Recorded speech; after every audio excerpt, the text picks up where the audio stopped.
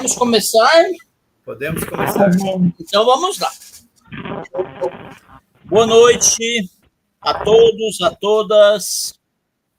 Esta é uma promoção, uma live da União Beneficente Allan Kardec, que é um centro espírita de filosofia kardecista, localizado na cidade de Dourados, Mato Grosso do Sul, na rua Ivinhema, número 1565, no Jardim Monte Líbano, na cidade de Dourados, Mato Grosso do Sul. No início, este centro espírita era um posto de assistência ligado ao Centro Espírita Amor e Caridade, que é uma casa espírita bem mais antiga, de Dourados, Mato Grosso do Sul. Aí adquiriu sua independência há mais ou menos uns quantos? 20 anos?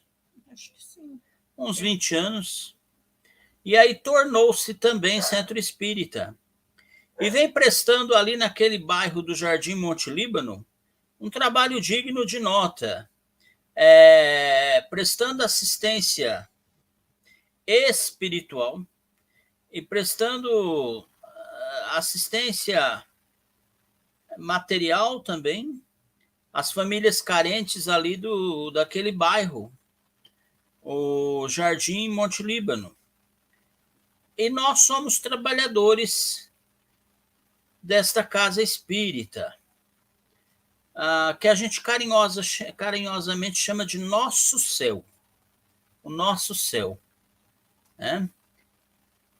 No período dessa pandemia aí de Covid, nós resolvemos criar esta live para não perdermos o contato com os frequentadores do Nosso Céu. E já faz mais de um ano que nós estamos no ar com várias preleções já na nossa página aí do YouTube. E hoje nós teremos mais uma vez a preleção da nossa irmãzinha Heloísa Ferreira. A Heloísa Ferreira, ela é frequentadora do nosso trabalho mediúnico, é médium, em desenvolvimento. Ela é advogada em Dourados, Mato Grosso do Sul. E ela vem também proferindo preleções para nós. Inclusive, já fez uma palestra que está disponível na nossa página e as pessoas estavam perguntando: cadê a Heloísa? Cadê a Heloísa? Cadê a Heloísa? E na verdade, nós não chamávamos a Heloísa porque a Heloísa ela estava com excesso de trabalho, né? Estagiando, trabalhando, estudando para o exame de ordem. E agora coincidiu que a Heloísa teve um tempinho e ela então topou fazer essa live para a gente. Eu quero agradecer aqui, em nome do Nosso Céu, a disponibilidade da doutora Heloísa, que ela seja novamente bem-vinda aqui entre nós. Quero agradecer meu tio Odilon, que lá de Palmas, Tocantins, ele abre a nossa live e coordena o trabalho da parte de informática. Quero agradecer a presença de todos os nossos irmãos e nossas irmãs que assistem a gente na noite de hoje. Quero agradecer. Eu não vou lembrar o nome de todo mundo, me desculpe, sabe? É muita gente. Mas uma das pessoas que eu quero agradecer é nossa irmãzinha Heloína. Heloína fez palestra para nós já 2 vezes. E ela veio aqui nos assistir na noite de hoje. Muito obrigado, Heloína. Leve aqui o nosso agradecimento aí para a sua comunidade espírita na tua cidade. Bom, eu estou aqui do meu ladinho, está a minha mãezinha, Dona Maria Helena, que é também médium, o trabalho mediúnico aí do nosso céu. Eu vou fazer a prece de abertura. Sugerir que quem quiser coloque um copinho de água ao lado do computador para que nós peçamos a espiritualidade para que magnetize essa água, para que possa ser tomada ao findar da reunião e que sirva de remédio para as nossas necessidades. Vamos, então, nesse instante, sintonizar com as forças divinas, com o plano espiritual, pedir a presença de Jesus em nossos lares,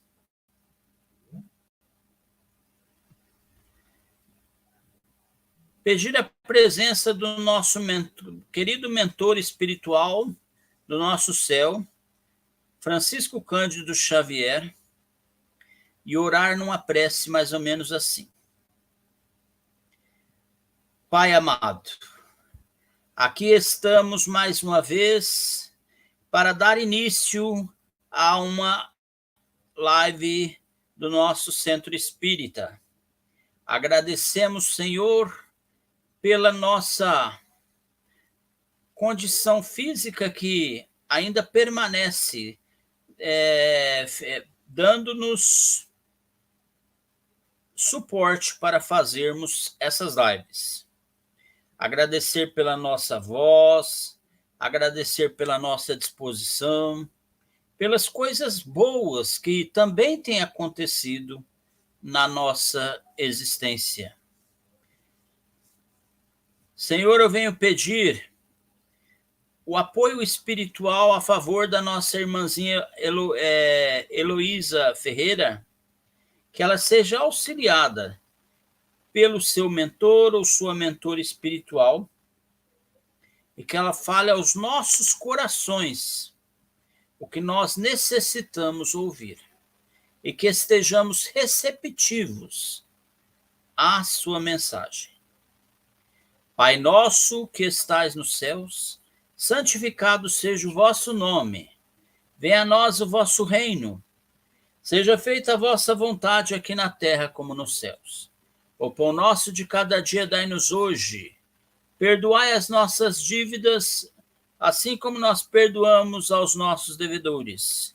Não nos deixeis cairmos em tentações, mas livrai-nos de todo mal, pelo amor de Jesus, que assim seja. Ave Maria, cheia de graça, o Senhor é convosco. Bendita sois vós entre as mulheres, bendito é o fruto do vosso ventre, nasceu Jesus. Santa Maria, Mãe de Jesus, rogai por nós, os pecadores, agora e na hora do nosso desenlace.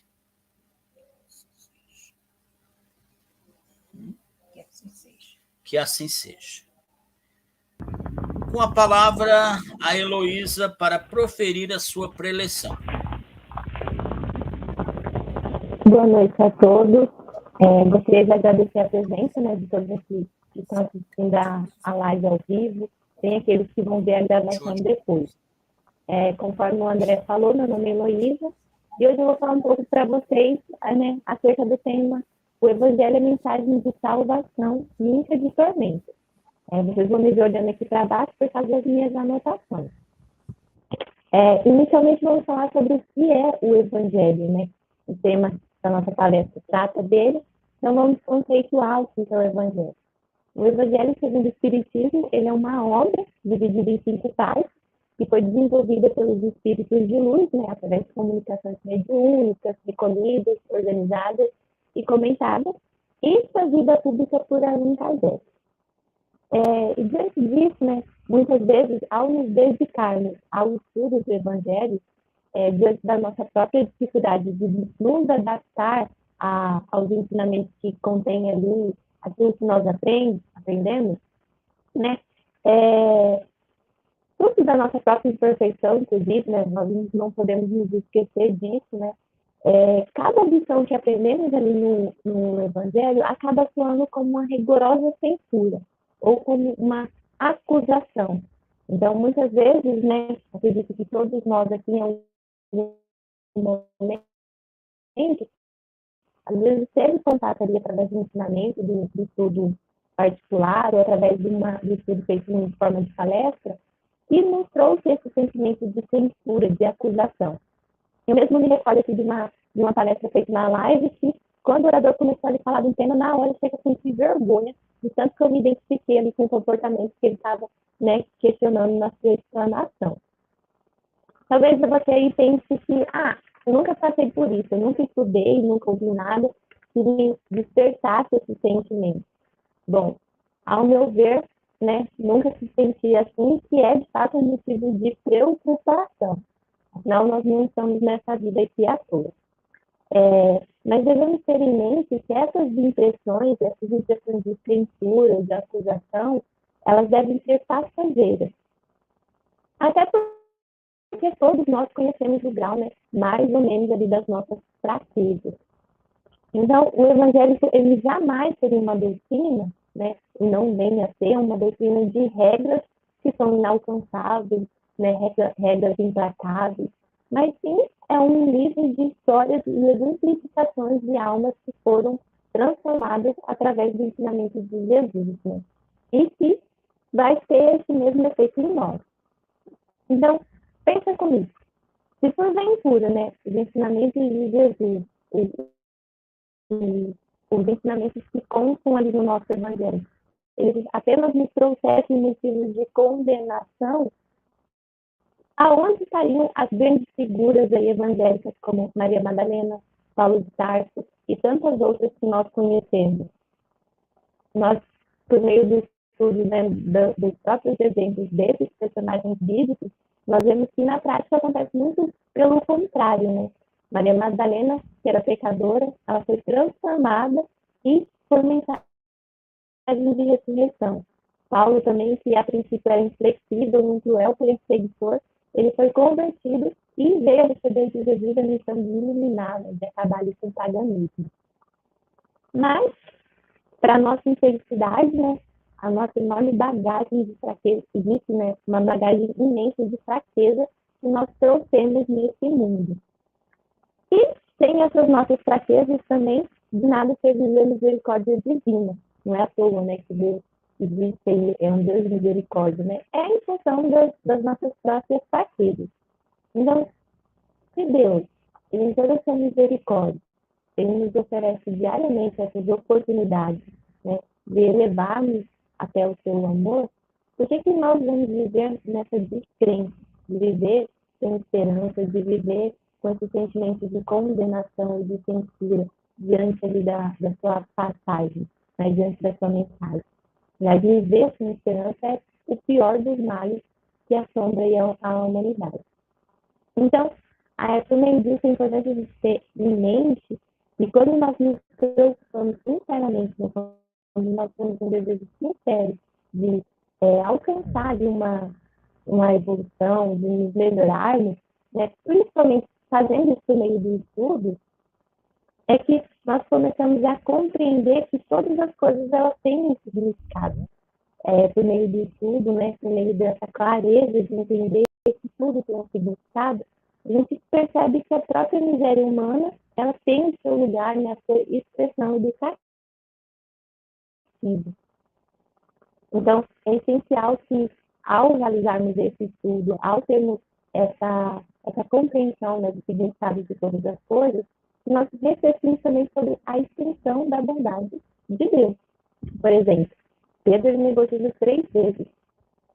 Numa hora muito importante ali, Tomé duvidou da misericórdia divina. Ainda assim, nenhum dos dois ele foi expulso da presença de Jesus. E por que pensar que nós seríamos, né? Então, meus irmãos, da mesma forma que eles não foram, nós também não seremos. No mundo nós vemos que hoje existem inúmeros criminosos, pecadores, pessoas ansiosas, exploradores, mas todos eles devem ser examinados numa prisma diferente, né? Não uma visão de condenação por ter determinado comportamento. Até porque a gente tem que ter em mente que o pecado ele faz parte da nossa imperfeição, né? É uma moléstia do espírito. Então, assim, claro que no excesso de comer, na falta de higiene, na entrega aos vícios, alcoolismo, fumo, o desregramento dos sentidos, né? Em todos eles, o nosso corpo ele vai sofrer um desequilíbrio que pode ser fatal. A mesma coisa se dá com a nossa alma, né? É quando nós não norteamos os nossos desejos, né? Nós não identificamos as nossas inspirações e desviamos os nossos pensamentos, nós também podemos sofrer desequilíbrios fatais. Mas nem sempre é isso que nós fazemos, né? De desviar e equilibrar os nossos pensamentos. Muitas vezes é comum que nós nos deixemos nos empolguemos, né, com esse desregramento dos nossos desejos, desviamos os nossos pensamentos daquilo que é justo e acabamos caindo numa enfermidade espiritual ali que traz esse sentimento de censura, de condenação. Mas o evangelho ele vem como uma peça. Essas peças que a gente está habituado aí a ver no dia a dia, né, do pessoal que vai para aqui.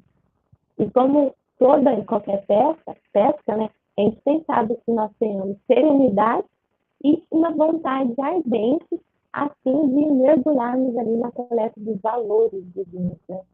Então, enquanto nós, né, enquanto você, não manter pessimista, desencantado, indiferente, né, diante desses ensinamentos encontrados no Evangelho, como se fosse algo muito distante, né, ou que sejamos indignos, né, daquilo, dificilmente vamos encontrar no estudo algo além de apelos sublimes ali a Jesus Cristo. Então, nessas condições negativas, nunca vamos receber os convites, né? Vamos acabar ignorando a tarefa e o real valor do que de fato existe ali no Evangelho. Somos constantemente convidados a participar e disputar de um banquete, né, do conhecimento acerca da doutrina, mas se nós estarmos ali presentes apenas como meros comelão, né, que a gente está pela comida, nunca vamos saber disputar, né, desse alimento virtuoso, que é o conhecimento que tem no Evangelho. Então, dito essas coisas, nós devemos ter em mente que o Evangelho, né, como todas as outras obras, como todos os outros ensinamentos de Cristo, eles são citações de vida. Então, não devemos buscar, né, ali somente motivos de consolação. A função do Evangelho não é consolar, apenas consolar, né? Nós devemos ter em mente qual é a essência daquele ensino. Por exemplo, uma criança que ela recebe consolo e mimos, ela vai se envenenar o seu coração numa sede de realizar constantemente os seus capítulos, né? Nós não somos diferentes. Nós devemos entender que Cristo ele não trouxe só palavras de revigoramento ou palavras afetuosas, mas também trouxe um roteiro de trabalho que nós precisamos conhecer e seguir. Eu achei até que minha explanação ia ficar muito longa pela quantidade de páginas que eu anotei aqui, mas acabou ficando bem curta, né? Então, dito isso, nós devemos ter em mente, né, que o nosso Evangelho ele jamais é mensagem de salvação, ele sempre é mensagem de salvação, nunca de tormento. Como a minha explanação ficou meio curta, eu até gostaria, né, de abrir aí para os irmãos também, explanar mais um pouco sobre o tema, ou sobre as próprias experiências de situações, né, que passaram por isso, às vezes de receber um ensinamento ali como algo de condenação, né, de vergonha, e posteriormente entender o real significado daquilo.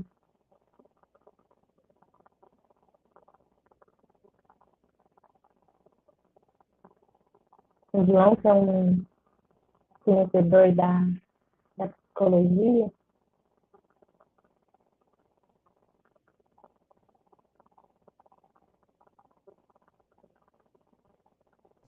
Está aberto para participações?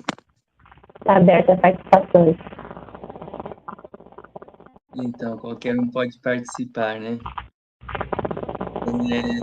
Um assunto muito procedente, um assunto oportuno, né?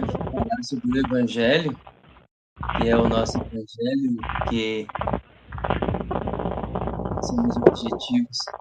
Esse barulho é na tua casa, Luísa? Não, se meu microfone estava desligado. Tem um barulho forte, parece que está na casa de alguém. O Evangelho de Jesus, a gente sabe que é uma forma de psicologia. Você fala em psicologia, né? É uma forma de psicologia. Aliás, é a psicologia superior, como nos coloca Joana de Ângeles. O Evangelho de Jesus é a forma correta de abordagem, de tratamento psicológico do próximo, né? No tratamento psicológico do irmão e do tratamento psicológico em sociedade, em comunidade. Jesus praticou isso para nos mostrar, né?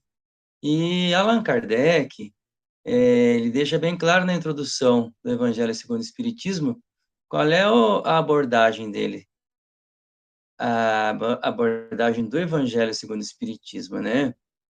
O Evangelho não busca nenhum dos possíveis assuntos polêmicos do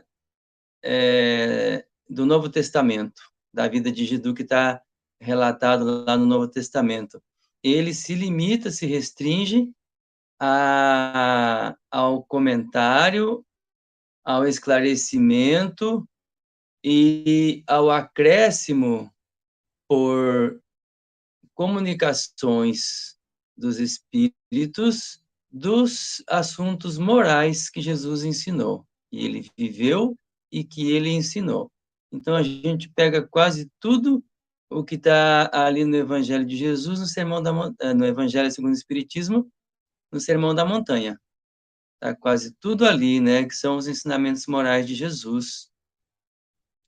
E ali é claro que ele nos recomenda coisas muito práticas, às vezes coisas assim que parecem tão diretas, mas são tão profundas, são de um alcance tão grande, que até hoje a gente está buscando entender se Jesus quis dizer realmente aquilo daquela forma tão clara, né?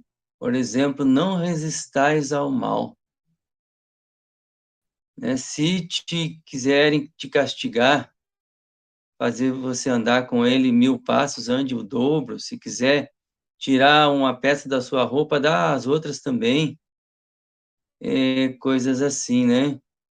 Então, ali tem uma psicologia muito profunda que continua sendo estudada pelas ciências. Tudo aquilo que Jesus ensinou continua sendo estudado, continua sendo investigado pelas ciências, e as ciências não estão encontrando nada divergente naquilo que Jesus disse. Tudo procede, tudo é daquela forma mesmo, aquilo que Jesus ensinou. Isso é muito interessante, né? Hoje, com todos os estudos. E Allan Kardec, ele valorizou tanto a ciência, né? E só foi possível a revelação, a terceira revelação, só foi possível com o desenvolvimento das ciências, né? Com o advento das ciências modernas, das ciências racionais, ciências baseadas no método experimental, no método da observação. E Allan Kardec, ele trabalhou com esse método. É lógico que a ciência que ele trabalhou, que ele elaborou, a ciência espírita, não é uma ciência exata, né? Como a física, como a química, é uma ciência humana, uma ciência do espírito. Então, é muito interessante, né, essa abordagem que a Heloísa está fazendo, do Evangelho segundo o Espiritismo, do nosso Evangelho, como tem essa riqueza de ser algo do nosso tempo, mas trazendo na sua base o ensinamento mais profundo de Jesus, que é o ensinamento moral.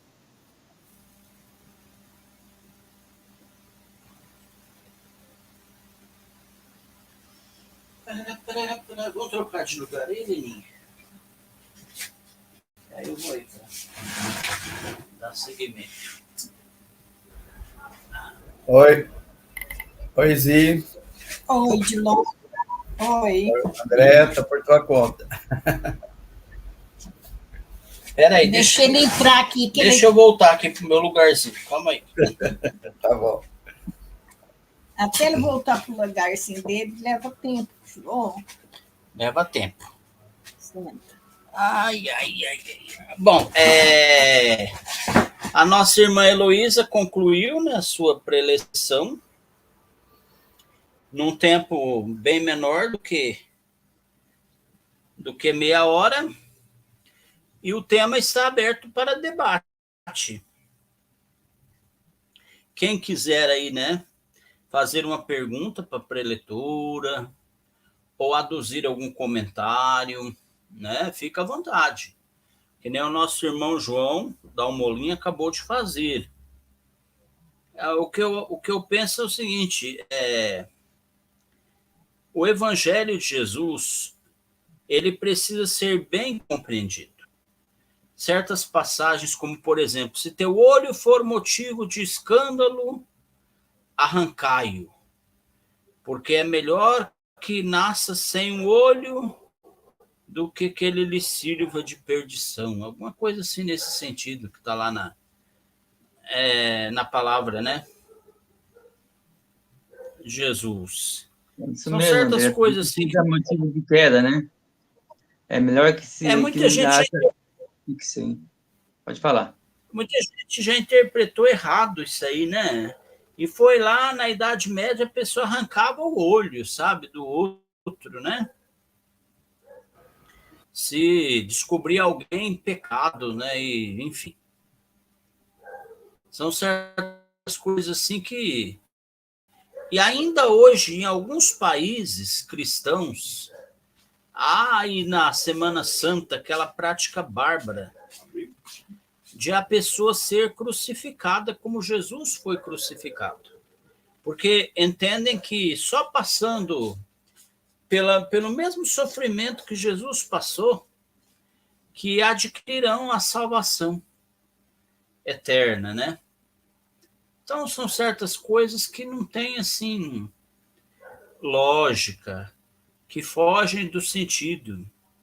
Somente a doutrina espírita, que foi a terceira revelação, poderia aclarar exatamente a verdade, que Jesus nunca quis que seus ensinamentos servissem para martirizar quem quer que fosse. Começa aí, né? Que não há necessidade de se martirizar. Na Idade Média, os religiosos tinham o costume de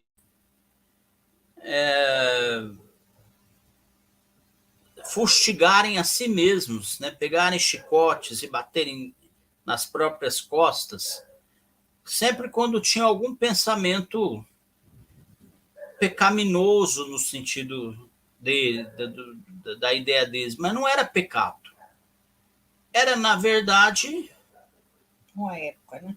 Era, na verdade, alguma coisa natural. A pessoa, às vezes, pensava em sexo. Não pode pensar em sexo porque fez voto da castidade. Mas daí? O voto da castidade é uma opção, não é uma obrigação.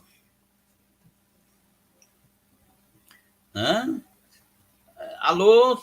Saiu do ar a nossa live? Não, tá normal. Estamos ouvindo você, André. Pode continuar. Isso. É porque aqui sumiu um pouquinho a imagem, né? Então, assim, são certas coisas que,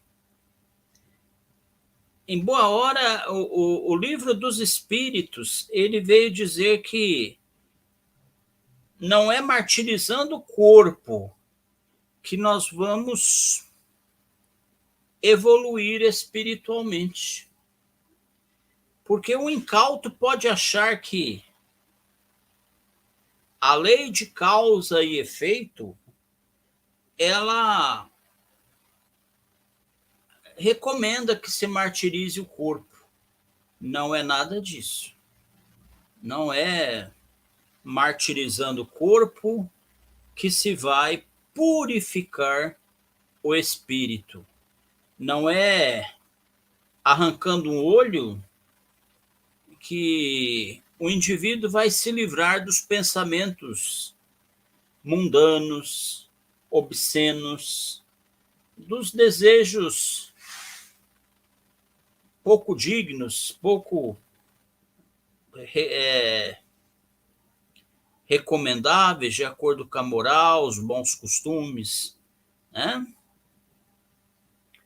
O que mais? Alguém quer fazer mais algum comentário? Vou falar de É interessante, André, essa abordagem que você está fazendo desse tema, né? Porque foi uma prática durante a Idade Média, foi uma prática em alguns períodos da história, essa fuga, como pode ser o isolamento social, né? E, por exemplo, você resolver ficar cego para poder, achando que com isso você vai fugir das tentações daquilo que você vê. E não foge, né? Exatamente. Quando a gente tem os olhos, exatamente para poder ver todas as coisas, enfrentar o desafio da tentação também, porque a tentação é o quê? Nada mais do que o nosso desejo instintivo, o nosso desejo mental, o nosso desejo por condicionamento do nosso espírito de querer fazer algo que é um daqueles atalhos para a felicidade, que é fazer alguma coisa que nos traz alguma sensação agradável naquele momento. E, com isso, a gente continuar materializado, a gente continuar carnalizado, agindo de acordo com a carne, não de acordo com o espírito, né? A tentação é exatamente isso, é o desejo, o vício de agir segundo a carne. E quando a gente foge, a gente perde a oportunidade preciosa que Deus nos deu com a encarnação de vermos, por exemplo, ou de experimentarmos certo tipo de prazer, que seja do alimento, que seja de qualquer coisa, né? Então, por exemplo, se a gente se prejudicasse, danificasse o nosso corpo de forma que a gente não pudesse fumar, ou que a gente não pudesse cheirar alguma coisa, ou que não pudesse obter os estímulos que as substâncias nos oferecem. Essa fuga nos tiraria a oportunidade de vencermos essa tentação, que é exatamente o caminho da salvação, né? Aquela salvação já comentada por vocês mesmos aí, aquela salvação que as pessoas buscam de forma totalmente equivocada. O que seria essa salvação, né? E que adianta o autoflagelo, que adianta o silício, que adianta isso, pensando que isso é um atalho para a salvação, ou seja, para uma felicidade duradoura ou eterna, como se Deus gostasse que a gente quisesse, aceitasse, ou mesmo buscasse essa autoflagelação, esse sofrimento, para com isso obter alguma recompensa, ou pior, muito pior, uma recompensa no grau máximo e para a eternidade, imagina, né? A outra coisa que eu queria também aduzir o meu comentário com base na fala da nossa irmã Heloísa, a gente chega à conclusão também o quanto é errado, né? Nós castigarmos fisicamente as crianças pelas travessuras que elas fazem, né?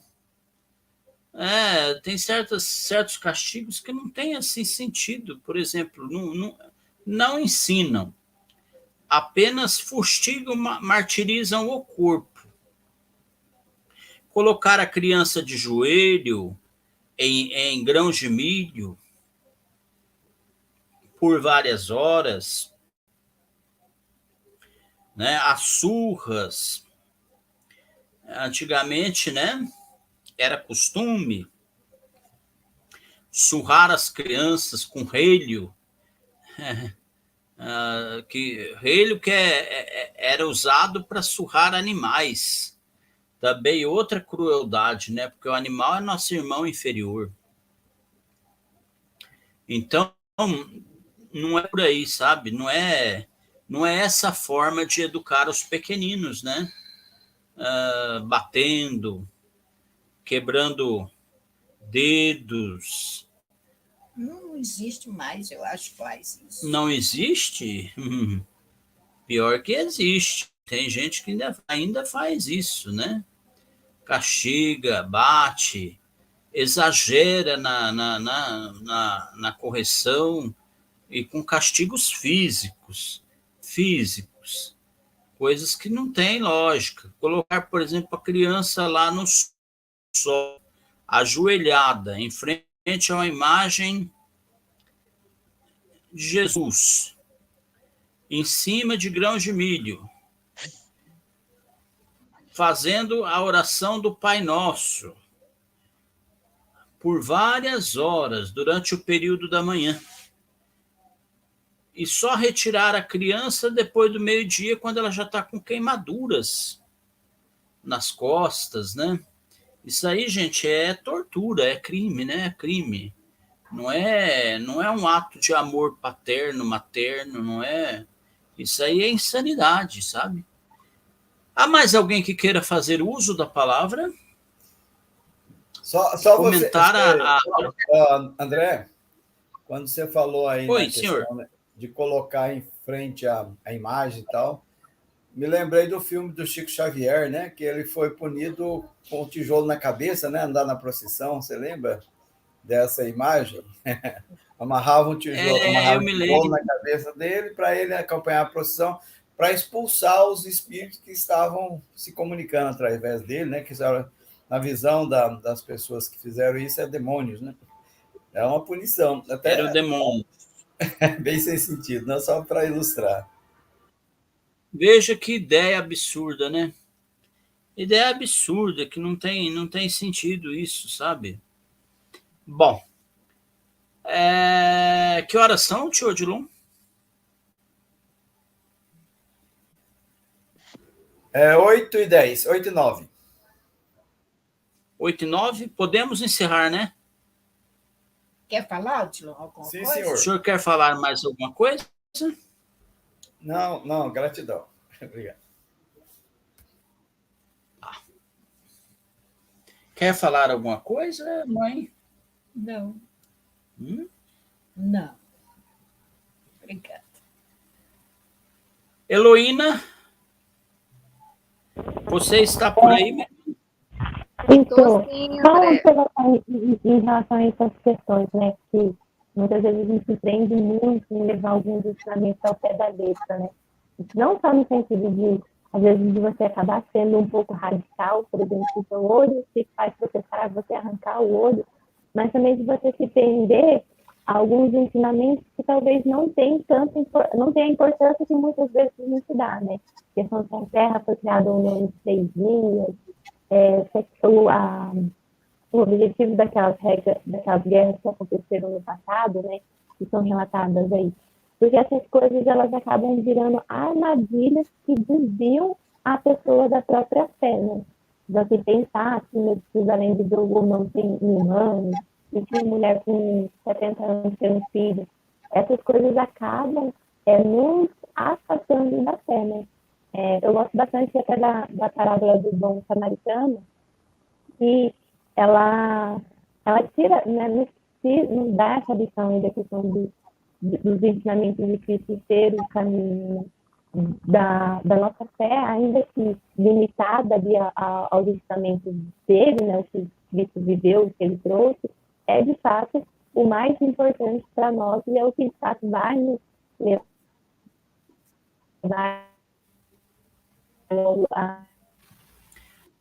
ao caminho da evolução. Eu conversava com meu tio Odilon, antes da gente entrar online na nossa live, a respeito de um livro, que eu queria que o tio Odilon comentasse alguma coisa dele, que é o livro... Como que se chama, tio Odilon? Renúncia. Renúncia. Isso. Autoria do Espírito. Ela aqui está dizendo se é lições do Evangelho da obra de Emmanuel, né? É ao Espírito e Alcione, que ela fala sobre essa questão. Ela diz sobre o Evangelho como mensagem de salvação e nunca de tormento, né? Que foi muito bem esclarecido pela Heloísa. Pela Heloísa. Então, o nosso Evangelho, ele é de salvação, ele não é de tormentos. Né? E é uma barbaridade que ainda hoje se repita o suplício que o Mestre sofreu na tentativa de ganhar os céus, como Jesus ganhou. Porque o Cristo, ele tinha ganho os céus muito antes, em centenas de milhares de reencarnações anteriores. Ele fez tudo por nós, né? Antes de vir aqui no planeta Terra, quando ele já tinha adquirido a iluminação. Então, para Jesus encarnar aqui no planeta Terra, ele teve que se preparar por 200 anos. É a informação que a gente tem. Para que o perispírito do Cristo fosse preparado com elementos grosseiros do planeta Terra, para que Jesus pudesse descer aqui no planeta Terra e nos deixar a segunda revelação. Bom, o senhor quer fazer a prece final, tio Odilon? Sim, gratidão, posso fazer. Tá.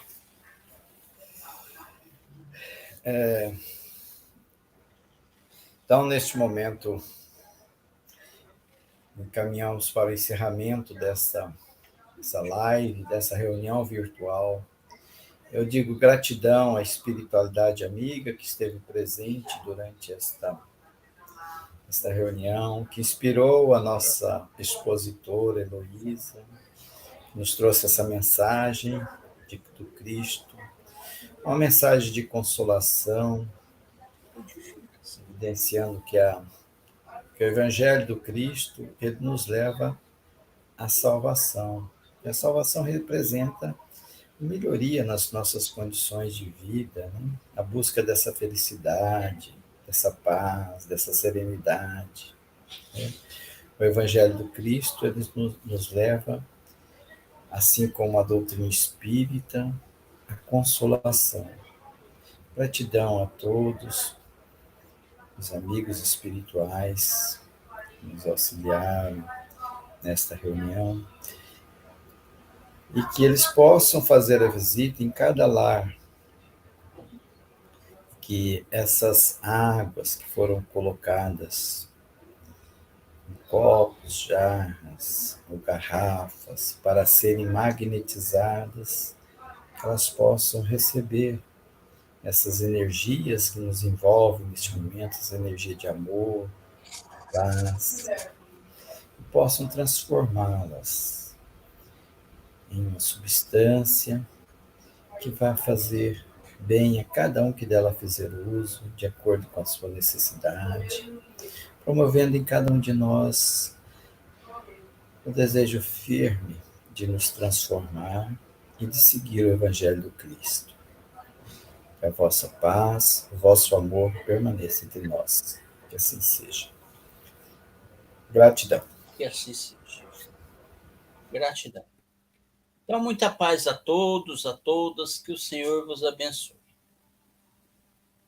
Amém. Uma boa noite a todos.